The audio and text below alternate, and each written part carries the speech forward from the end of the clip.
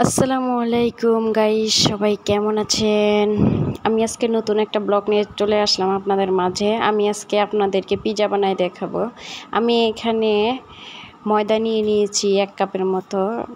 আর এই যে দেখুন কি কি নিয়েছি আমি সব দেখাই দিতেছি। ইস্ট নিছি, এখানে লবণ নিছি, এখানে একটা নিছি টমেটো, আর আমার বাটারটা লাগবে যেইটা চিজ বলে, ঐতিহ্য চিজ। আমি এখানে এখন গরম পানি দিব, দুধ, গুঁড়ো দুধও দিয়ে দিব। এই যে গুঁড়ো দুধ, স্বাদ মতো লবণ। আমি 2 চামচ গুঁড়ো দুধ দিছি।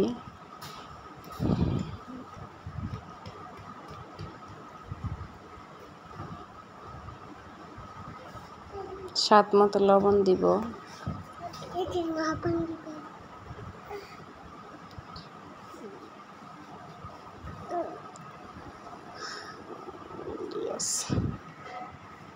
আমার যা যা লাগবে আমি এখানে নিয়ে নিচ্ছি। আর যারা ফেসবুকে নতুন আছেন তাদের উদ্দেশ্যে 2টা কথা বলবো। যারা নতুন আছেন অনেকে বলতেছেন আমি 1-1.5 মাস থেকে কাজ করতেছি, এখনও মনিটেশন পেলাম না। আসলে তাদের উদ্দেশ্যে কিছু কথা। অনেক ভাইয়ারা বলতেছেন আপু অনেক দিন ধরে তো কাজটা করতেছি, এখনও কাজে কোনো মনিটেশনও পেলাম না, কোনো কিছুই আসতেছে না, কি করব? এই পেজ কি গ্রো হবে না? আসলে গ্রো হবে। আপনাদের রেগুলারলি প্রতিদিন টাইম মেনটেন করে ভিডিও ছাড়তে হবে। ভিডিও না ছাড়লে আপনারা কিভাবে পেজ থেকে ইনকাম করতে চান? আপনাকে ধৈর্য ধরতে হবে। ধৈর্যশীল না হলে কি কোনো কিছুতে আগানো সম্ভব? ধৈর্যশীল হয়ে তারপরে আগাইতে পারবেন, তাছাড়া আগাইতে পারবেন না। আর এই যুগে সবাই নিজের পায়ে নিজে একটু দাঁড়ানোর চেষ্টা করে, যে সবাই আমরা নিজের পায়ে নিজে দাঁড়িয়ে তারপরে করি।